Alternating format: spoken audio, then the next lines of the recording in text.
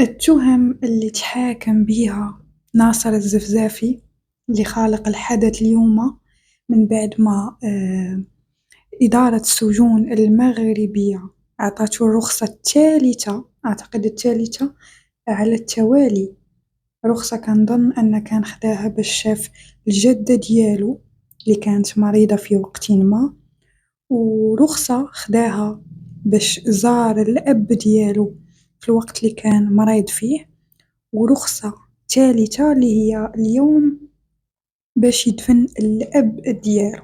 كيف ما قلت لكم غادي نتناقش معاكم في مسائل كتيرة في هذا الفيديو، ولكن بغيت نذكركم أيضا بالأحكام والتهم الثقيلة اللي تحاكم بها هذا الشخص، اللي أولها كانت صراحة أحكام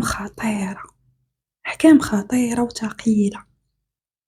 كانت من إحدى التهم المؤامرة للمس بسلامة الدولة الداخلية عن طريق التحريض بارتكاب اعتداء الغرض منه إحداث التخريب. وأيضا بلا ما نذكر الكلمة أكيد نتوما غادي تفهموها لأنه ممنوعة هنا في يوتيوب أنني ننطقها. أيضا التصفية، الكلمة الثانية اللي ما غاديش نذكرها نتوما فهموها، التصفية أنهم يفضيو أشخاص في أكثر من منطقة، وكذلك التحريض علنا ضد وحدة المملكة المغربية والسيادة ديالها، وأيضا زعزعة ولاء المواطنين للدولة المغربية. فهذه الأحكام والتهم اللي كانت نزلت على ناصر الزفزافي للأسف من بعد ما طالب أو كان هو يقول أنه كيطالب الدولة بأنها تدير ليه سبيطار مستشفى، أيضا أعتقد جامعة تكلم عليها، كان كيتكلم على متطلبات اللي بسيطة حتى أنه كان كيظهر في مقاطع، وكنتذكر أنه كان كيقول بأنه المطلب ديالي هو كيف كنقولو شانطي ما كاينش عندنا في الحسيمة. هذا من الكلام اللي كان كيقولو ناصر، لكن ناصر للأسف أحلامه كانت بسيطة، أحلامه حرفيا كانت بسيطة، كانت هي كيف قلنا مستشفى، جامعة، مدارس، بنية تحتية. لكن الناس اللي كتنفخ في ناصر واللي كتوري ناصر شنو خصو يدير كيفاش يتكلم وفين يتكلم ومع وكتشجع ناصر الزفزافي، هما اللي كانوا الأهداف ديالهم والطموح ديالهم كان كبير. كيف ما قلت لكم في الوقت اللي كان ناصر كيحلم بسبيطار، هما راه كانوا كيحلموا بأنهم يقسموا بلادنا.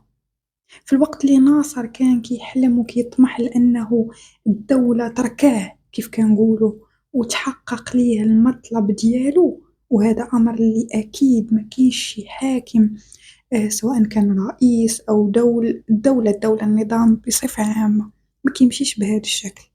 ممكن تطلب مطالب وتتحقق بشوية بشوية، لكن أنك تركع الدولة هذه مسألة ما كتفوتش على الأنظمة بشكل بسيط وبشكل يعني سلس، ولا يمكن لا يمكن نهائيا أن أي نظام على مر التاريخ يسمح به. أي نظام ما كيسمحش بأن يتم تركيعه من قبل أشخاص أو مجموعات، لا. فكيف ما قلت لكم ناس تانية كانت كتجري بالزفزافي وبناصر حول أنه يخلقوا واحد الفتنة وواحد الزعزعة، ونجحوا في أنهم يجيشوا معاهم بعض العناصر ويوهموهم أن القوة شعبية، لكن كان هناك طرف تاني، كانت هناك ناس اللي كتضرب في هاد الناس، كانت واحد الفتنة، واحد الحرب أهلية على السوشيال ميديا خطيرة جدا. وإلا تذكرتوا أنه كانوا حتى احتجاجات في مختلف المدن، كتلقى احتجاج اللي كيدعم الفكرة ديال ناصر ديال أن البلاد محتاجة ومحتاجة ومحتاجة، وهاد الوقائع كانوا جاو أيضًا مع الفترة ديال محسن فكري الله يرحمو ضحية كلمة طحن أمو. عقلتو على ناصر الإخوان ولا لا؟ اللي عقل على ناصر يكتبها ليا في التعاليق. ف عفوًا عقلتو على محسن فكري. فاللي عقل عليها يكتبها ليا في التعليق الخوت. فكيما قلت لكم الشعب أو المواطن المغربي كان قلبه طيب أولًا على الاحتجاجات اللي وقعات في العالم العربي ورد فعل الحكام إثر الاحتجاج الشعبوي اللي كان بالعنف. المواطن المغربي أيضًا كيتأثر بهاد المسائل، وكان من المتوقع وكانوا ناس كيحاولوا أنهم يطمحوا على أنهم يصنعوا ثورة أيضًا حتى في المغرب، كانوا كيطمحوا على أنهم يصنعوا ثورة في المغرب، لكن كيف كنقولوا الذكاء والحنكة ديال الدولة وديال النظام المغربي عرفات كيفاش تتصرف في قضية محسن فكري. فقلت لكم أن الدولة عرفات كيفاش تمتص الغضب الشعبوي بأكثر من طريقة، بطرق غير مباشرة تمامًا. الدولة ما تصرفتش مع حراك الريف بطريقة مباشرة وبالعنف المتبادل، لا، عرفوا كيفاش يصنفوا الأمور وعرفوا كيفاش يفككوا خلية اللي كان كيظهر أن الزعيم ديالها هو ناصر، وكان كيظهر لبعض الشعبويين بأن الهدف دياله هو مستشفى وهو أن الأوضاع تتغير والأوضاع تتحسن، في الوقت اللي كانت هناك خلفية أخرى. كنتكلموا على زعزعة استقرار البلد، كنتكلموا على الدعوة للانفصال، كنتكلموا على التحريض على مسائل خطيرة ما غاديش نتناقش فيها نهائيًا في هذا الفيديو. فقط غادي نقول مسألة وحدة، الحقيقة ديال ناصر كلنا كنعرفوها، كانت ظاهرة ولحد ليومنا هذا ظاهرة. ناصر كيف كنقولوا نقدروا نقولوا أن إنسان اللي ما فاهمش بزاف في السياسة، الهدف ديالو بالنسبة ليه واضح، لكن هدف الناس اللي معاه اللي ما كانش واضح ليه، اللي ما كانش واضح لناصر. فاليوم شفنا أن الدولة في شخص إدارة السجون عرفات كيفاش تتعامل مع هذه الشخصية، عرفات كيفاش تتعامل معاها. ولو أنني أنا كان من رأيي الشخصي طبعًا، وأنا لا أتكلم نهائيًا على القضاء ولا ما كنزايدش عليه، وإنما أنا رأيي الشخصي كنشوف أن الحكم قاسي جدًا، قاسي جدًا. 20 سنة مسألة اللي صعيبة، ولكن من ناحية أخرى كنفكروا أنه العقوبة لأجل ردع حتى أشخاص آخرين باش ما يفكروش في نفس الفعل، والعقوبة بالمقابل مع شنو كانت النوايا اللي كان والأهداف اللي كان ممكن يوصلوا ليها أولا اللي كانت في أنفسهم أنهم يوصلوا ليها، راه كانت نوايا خطيرة. فأنا بالنسبة ليا كيف قلت لكم الرأي ديالي أن القضاء كان شديد الحساب وما كانش نهائيًا رحيم بقضية ناصر والأصدقاء ديالو. غادي نتكلم على قضية العفو، بزاف الناس كيتكلموا على العفو. الإخوان مصادر صحفية كتكلم على أن ناصر ما يمكنش ياخد عفو ملكي وهو ما تقدمش بطلب لهاد العفو. ناصر الزفزافي أعتقد أنه كيطالب بأنه ياخد البراءة كيف كنقولوا، ولو أنه تم الحكم في الملف ديالو، لكن أنه حارم نفسه من فرصة أنه يتمتع بالعفو الملكي.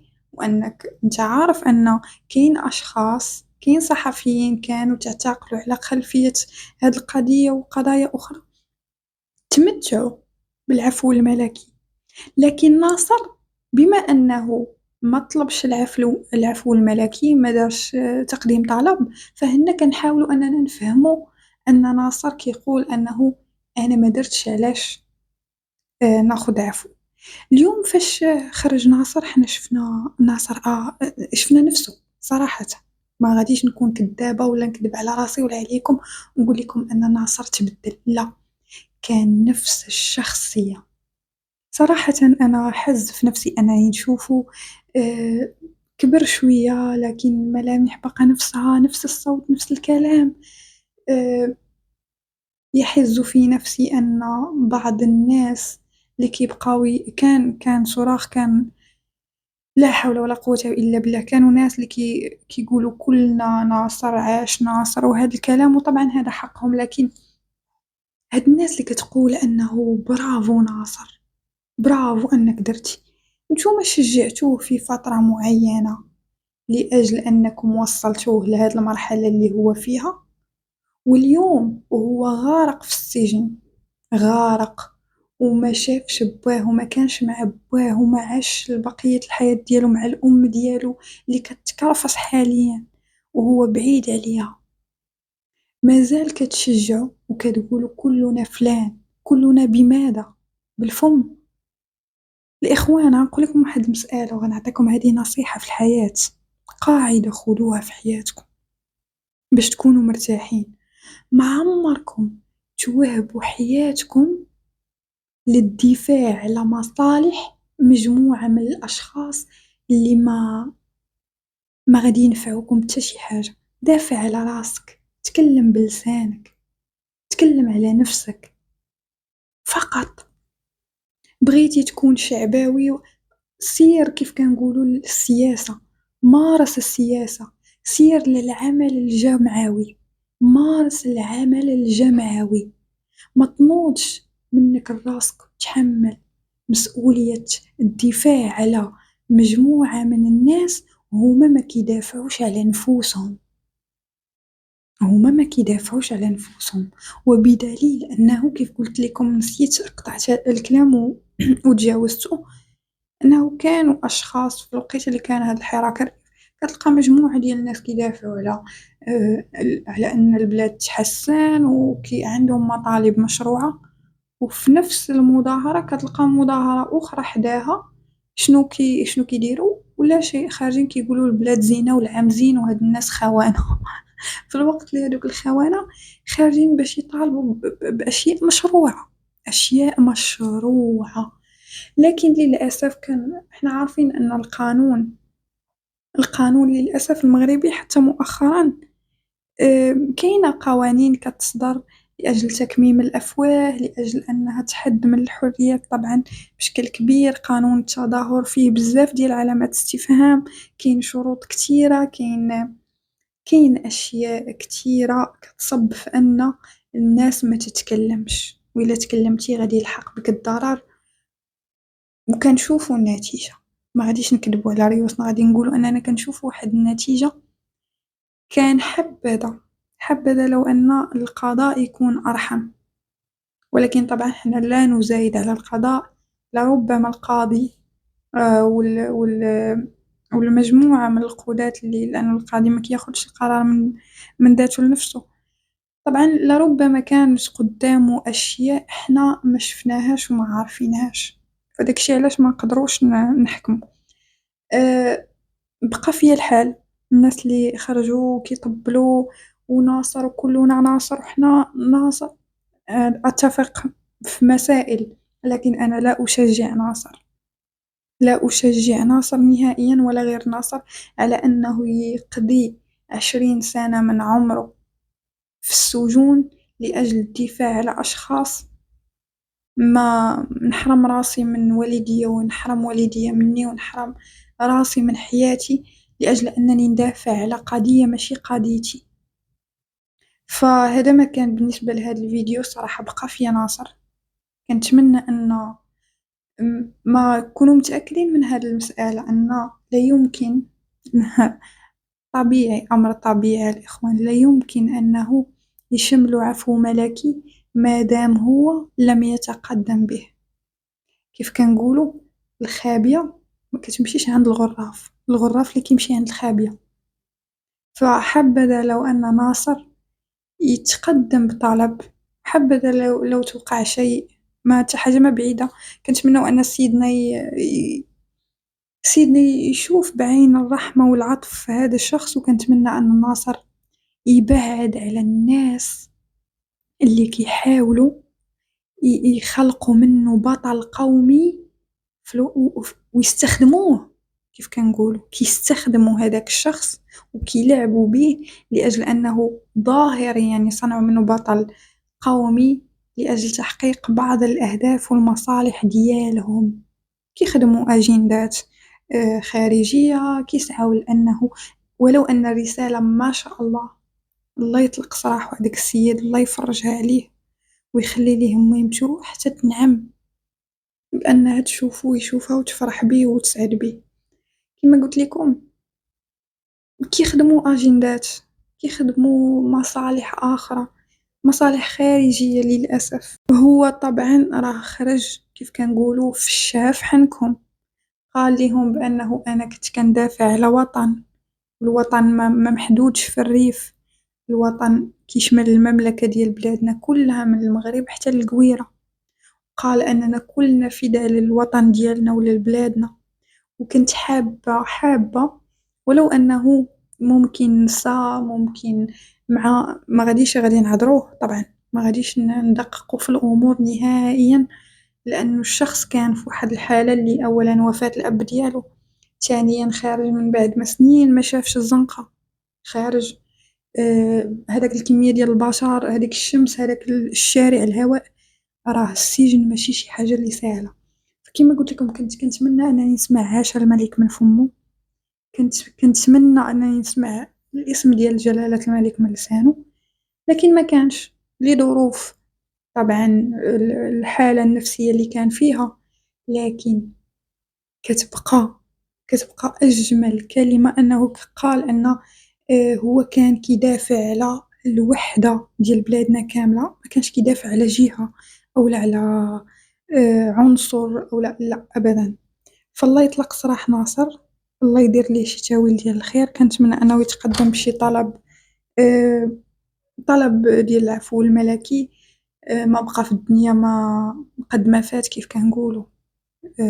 الله يسهل عليه ويخرج ويعيش بقية الحياة ديالو بخير وعلى خير ومع الوالدة ديالو، ويبعد من كل من كيحاول يتاجر بيه ويستخدمه في أي لعبة حقيرة.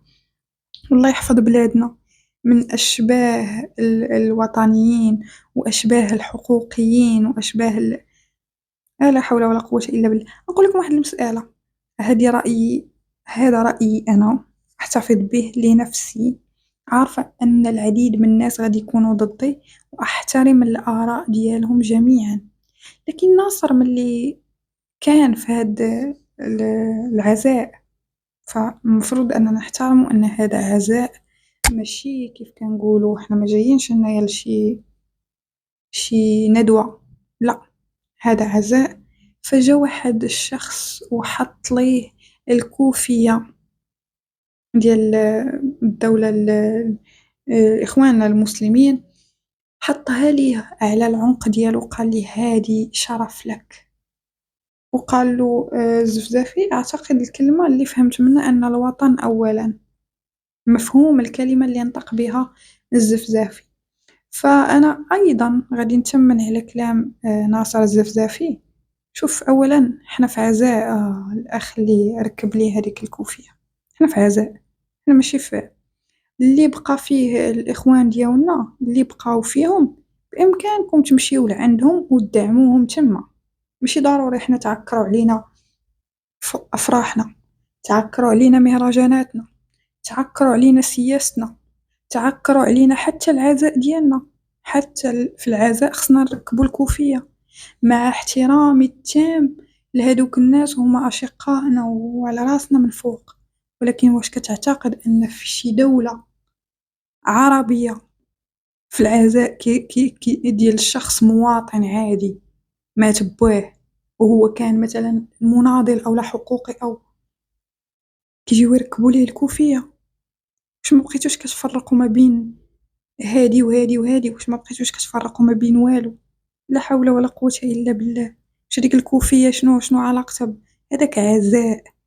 عزاء، عزاء راه الأعلام كتنكّس فيه، راه ما كيبقى. شنتوما ما كتعرفوش الله، راه ما كيبقى لا نتا منين ولا شنو رايتك ولا شنو لغتك ولا شنو. لا حول ولا قوة إلا بالله. مع من عايشين؟ السياسة والاتجار بالقضايا وبالملفات في كل شيء. هذا رأيي الشخصي. أنا اعتبروني وكأنني كنفكر معاكم بصوت مرتفع فقط. طبعًا لكم كل الحق بأنكم ما تقبلوش الرأي، ما تقبلوش رأيي، ولكن تحترموه طبعًا. كتبقى الآراء كتختلف من شخص لآخر. هذا ما كان بالنسبة لهذا الفيديو. خبطوا معاكم ديك جيم، شاركوني الآراء ديالكم في قضية ناصر الزفزافي حاليًا اللي خارقة ضجة. ما تنساوش تابوناو في القناة ونشوفكم على خير.